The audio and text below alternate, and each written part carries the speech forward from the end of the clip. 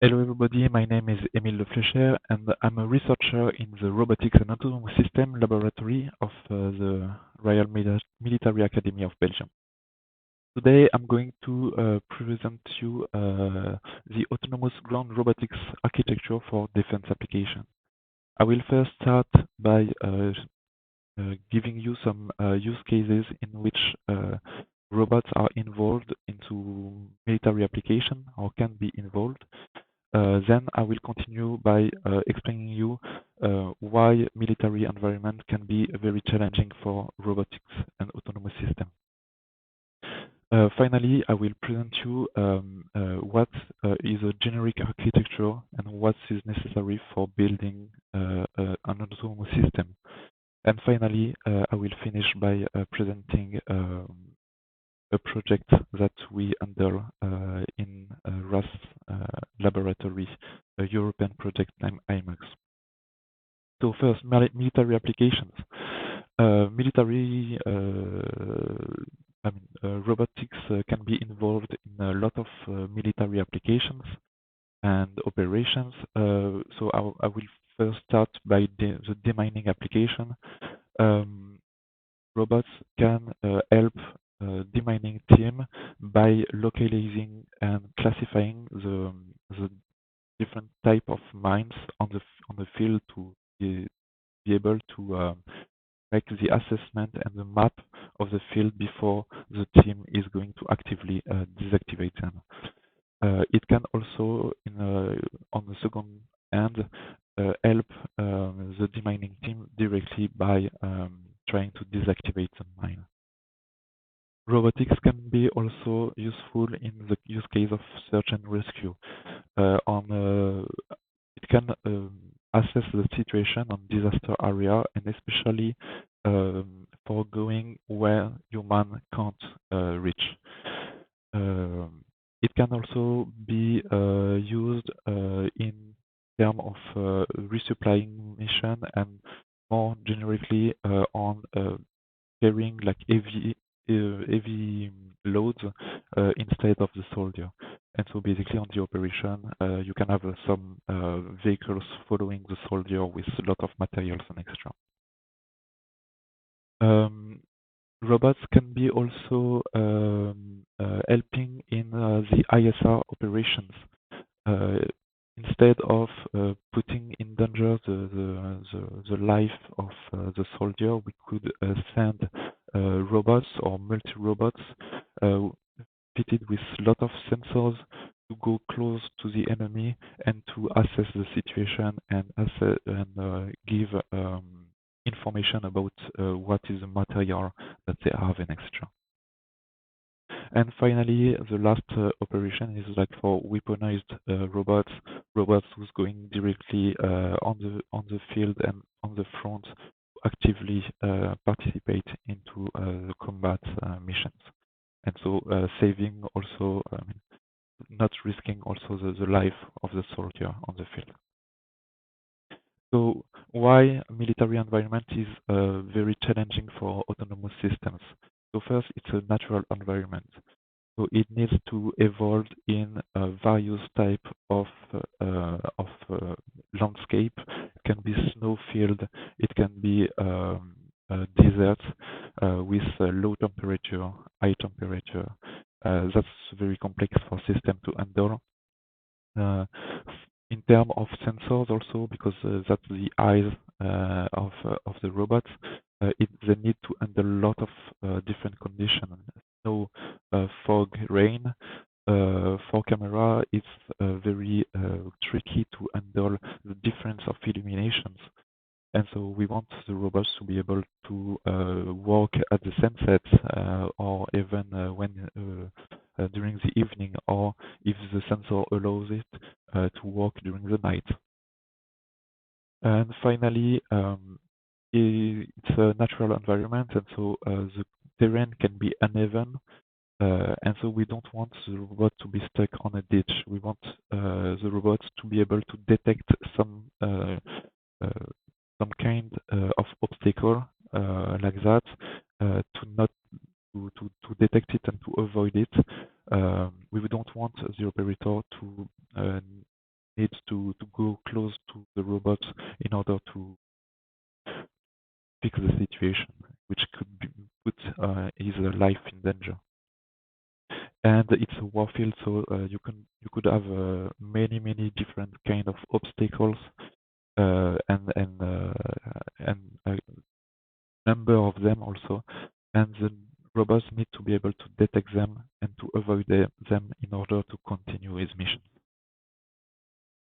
The military environment can be very well known with a map with a lot of details and extra, maybe already 3D reconstruction of the area.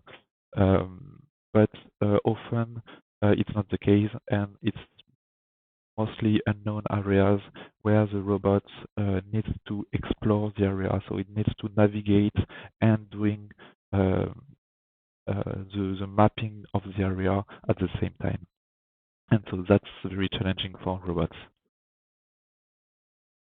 So robots, an autonomous system needs to work in military environment close by human or other robots. And so in this kind of obstacle moves, and it's very tricky for autonomous system to predict what will be the motion of the object around it, and to predict its behavior. And so that's another point, a tricky point.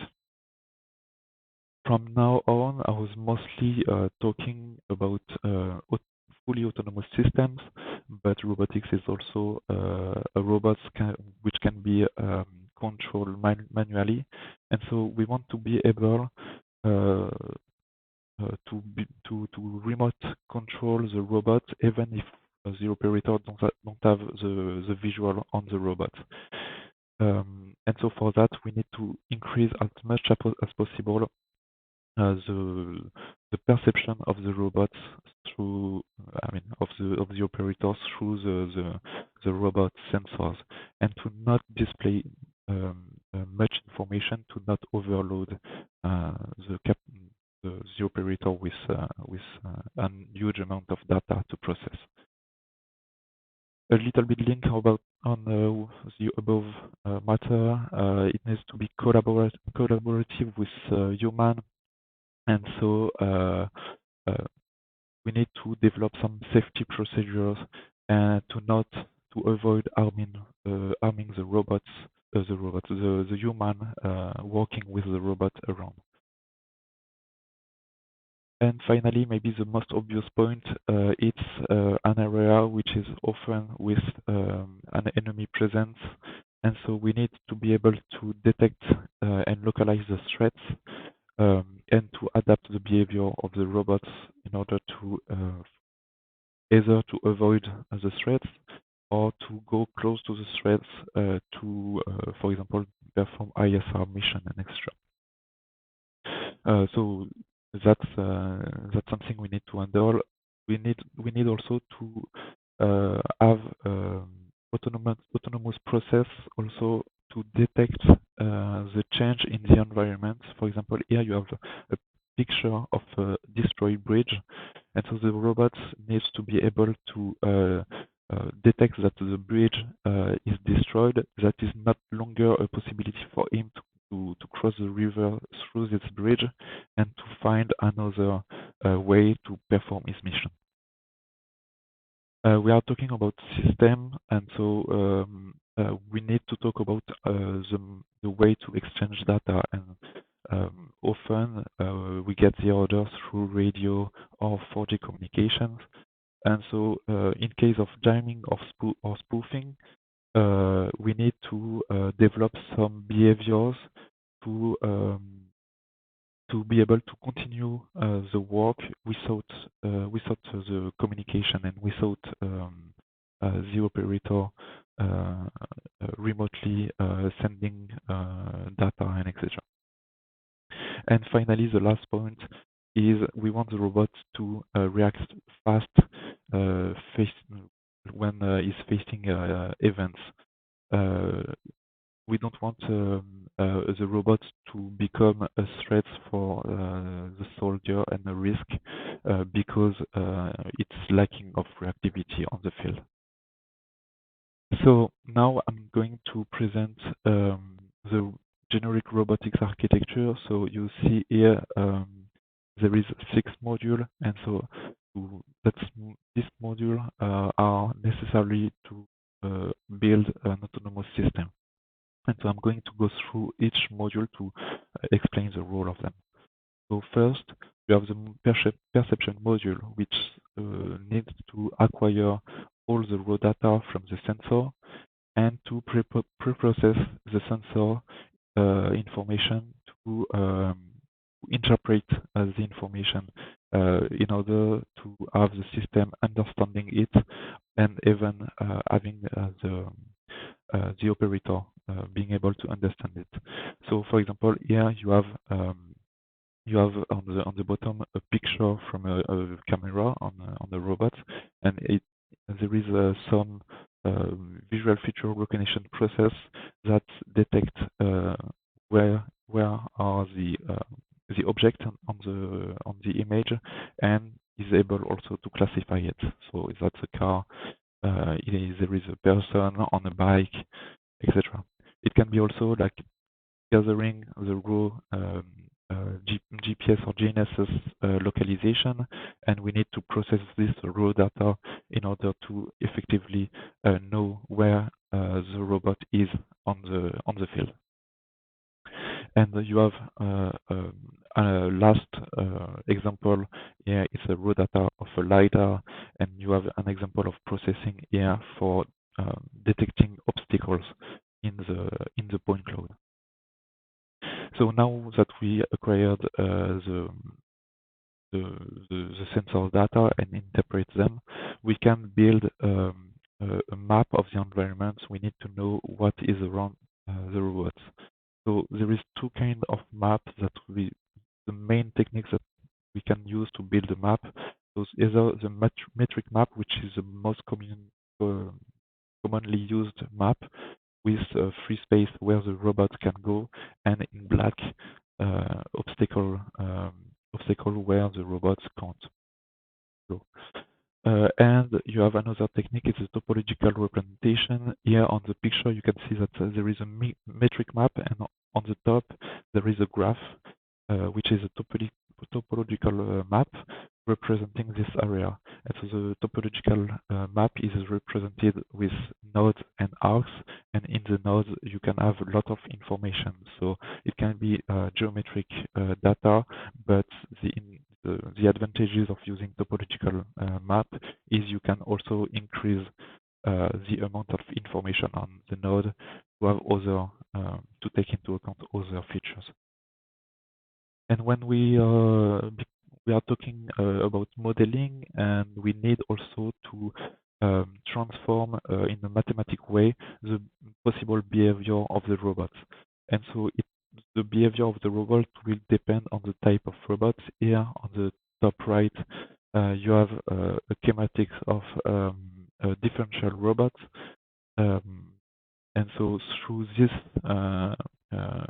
schematics, you can extract a mathematical expression which will represent what could be the behavior of the robot, what will be the behavior of the robot, depending on the inputs that you put on the wheel.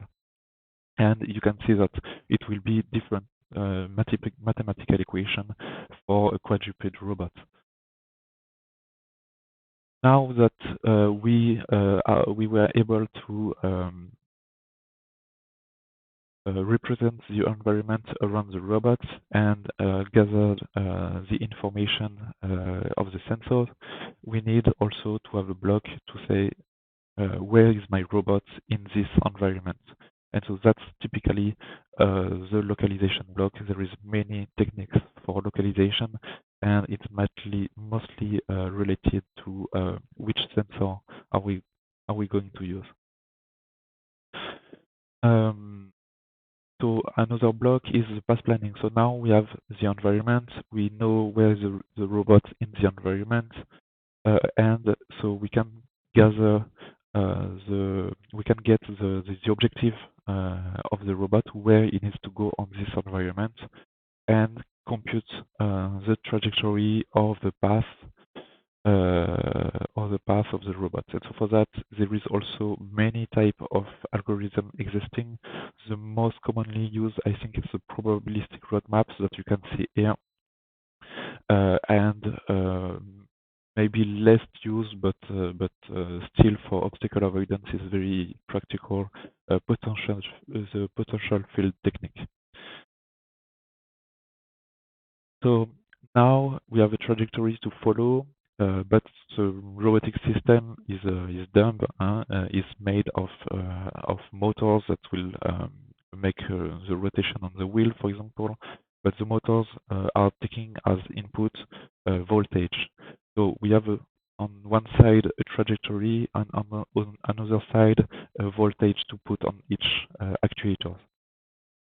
So we need to be able to based on which behavior we want from the robot, to transform this message into the electrical value that we want to put on the motors. And so that's the role of control theory, and it's taking the model of the robots that we computed on the modeling part, and the sensors fitted on the robots to actually compute what will be the voltage on each motors to react as we want. And so finally, here is a decision block. This decision block include the human-machine interface. So the system needs to be able to get the order from the operator to send them to the system, and it needs also to gather all the information to inform the robot to inform the operator about the robot situation or the field situation, and in order for the operator to be able to take reaction and to give us some other orders. So that's an interface.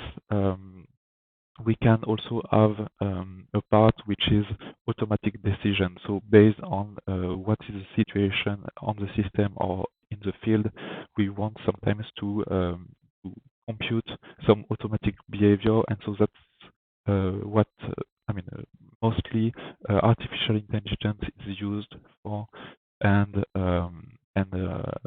it's a very large area in which machine learning and deep learning is are just a very small part.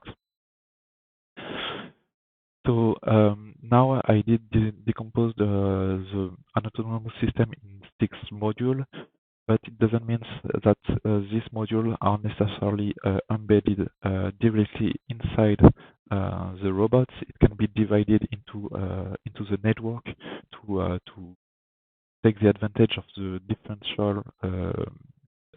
of computational power that we have. And so here you can see I did put that's a HV cloud architecture, network architecture. And so basically the cloud is hosted on data center.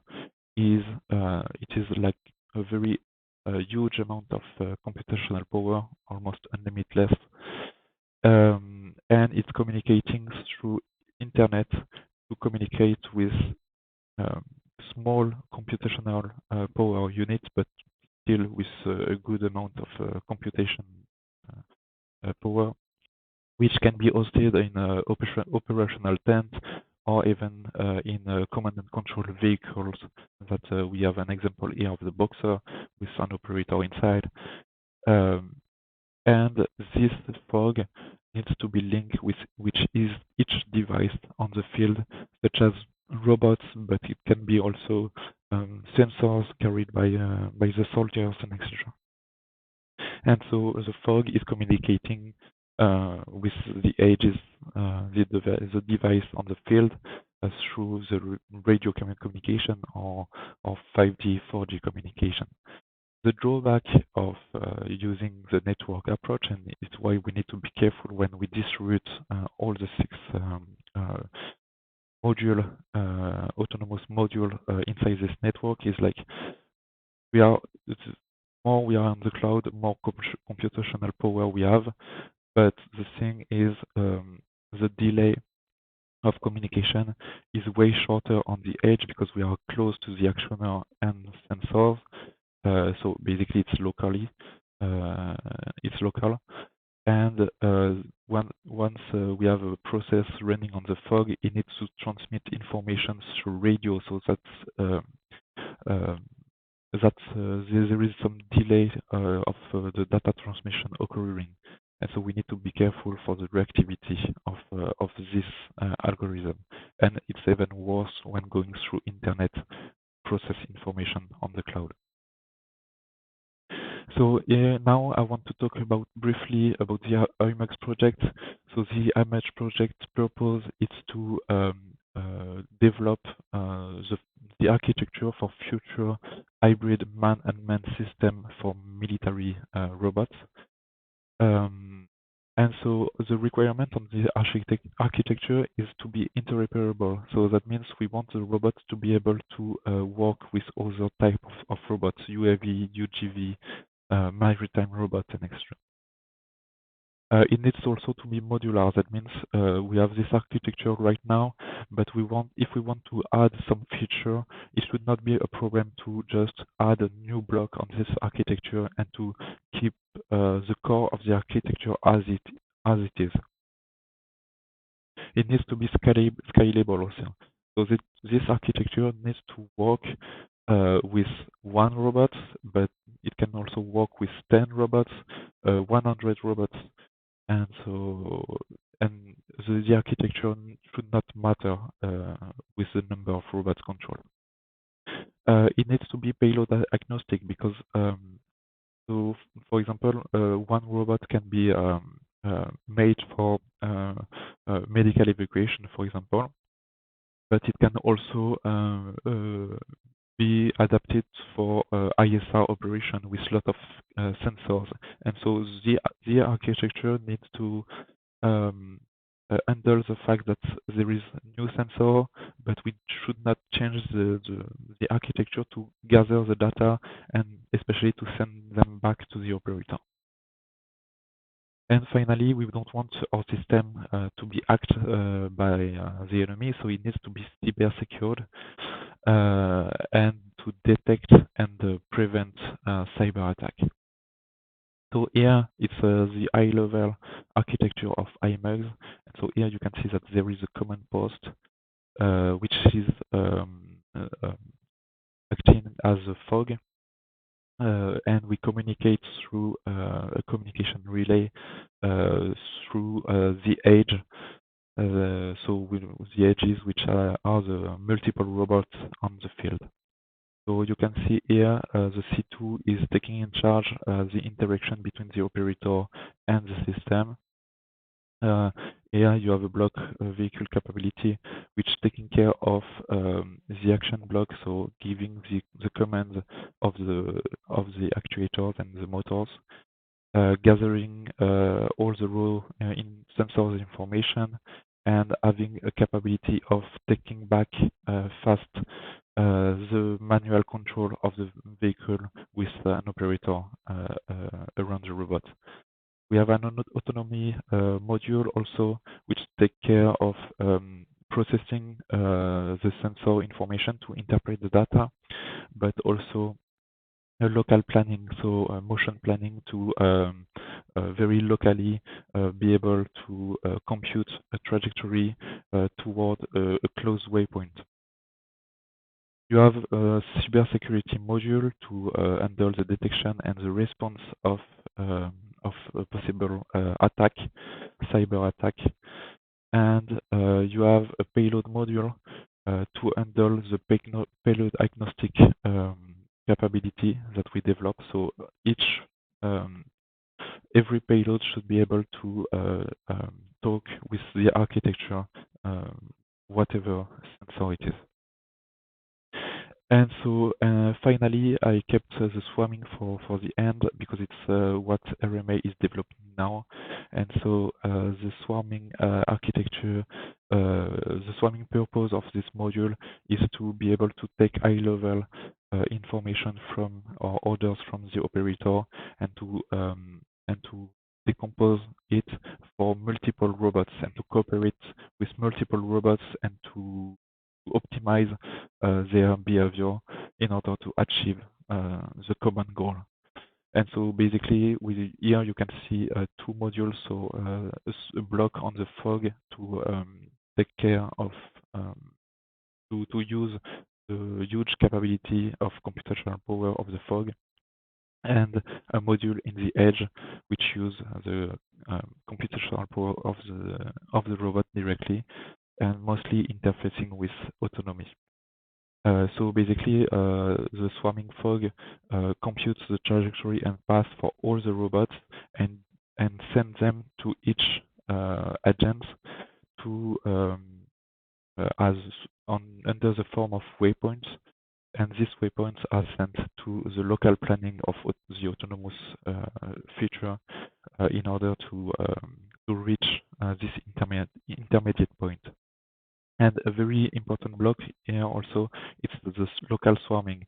As I said, if the communication are off by because there is a jamming or spoofing, we need to have a local swarming using the computational power of the robots to continue to planify what should be the trajectory or the path of the robot, to continue to cooperate with the other robots to continue and achieve the mission. So that was IMAX architecture, and so I did put some QR code here, the website of RAS unit, some video, and mostly to see other projects that we are handling in RAS lab. And here it's a video of IMAX demonstration that was being held in Belgium in June.